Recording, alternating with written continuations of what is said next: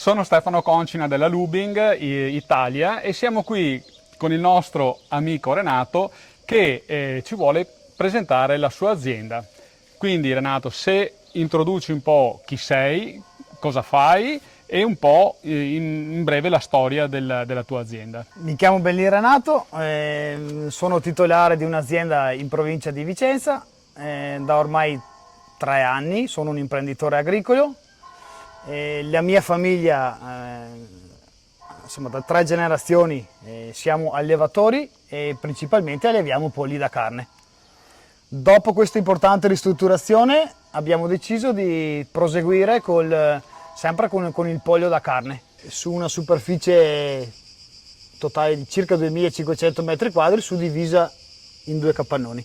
Bene, e per ogni capannone più o meno vedo che i capannoni hanno dimensioni diverse, quindi... Sì, questo ne tiene circa 24.000, esclusivamente maschi, e anche di qua sempre maschi, ma 7-8.000 su questo capannone. Quindi per un totale di circa 30.000, 31.000, sì, 32.000 animali a ciclo. Sì. Bene. E invece i capannoni vedo che sembrano nuovi, ma mi dicevi che sono stati... Sì, sono freschi di una ristrutturazione, abbiamo rifatto i tetti, abbiamo rifatto la tamponatura laterale delle pareti, la ventilazione e adesso sto finendo con degli altri lavori Le ultime cose. in corso d'opera. Renato, che tipo di ventilazione hai sui tuoi capannoni? In questo capannone abbiamo aria forzata con gli estrattori nella parte finale e l'ingresso d'aria sul lato destro e il lato sinistro del capannone, e idem nel capannone 2, sempre aria forzata con estrattori nella parte finale. Vedo che hai il pannello della Lubing, il sistema Lubing completo di struttura esterna e di pannello in plastica. Come ne sei venuto a conoscenza? Dovevo fare un'importante ristrutturazione, quindi mi sono appoggiato chi è del settore, in questo caso mi ha consigliato Massimo Pozzato delle ASCA di installare questi nuovi pannelli che secondo me all'avanguardia, garantendomi un minimo 10 gradi in meno all'interno del capannone, e ho dato fiducia alla Lubing. Da quanto tempo quindi lo stai usando? Lo sto usando da circa un anno, ho fatto la stagione scorsa e anche quest'anno lo sto usando tuttora. Dal punto di vista tecnico, che vantaggi hai potuto vedere fin dall'inizio? Sicuramente un notevole abbassamento della temperatura, perché anche quest'estate con 40 gradi all'esterno non ho mai superato i 27 gradi e mezzo dentro il capannone. E oltre a una facilità nella pulizia. Ma anche mi parlavi dell'umidità, che è molto importante. Sì, l'umidità non ho mai oltrepassato l'80%, che per gli animali è molto importante. Ecco, invece per quanto riguarda appunto il discorso manutenzione e pulizia? Molto facili da pulire, a fine stagione o a inizio stagione successiva una passata di idropulitrice e viene come nuovo.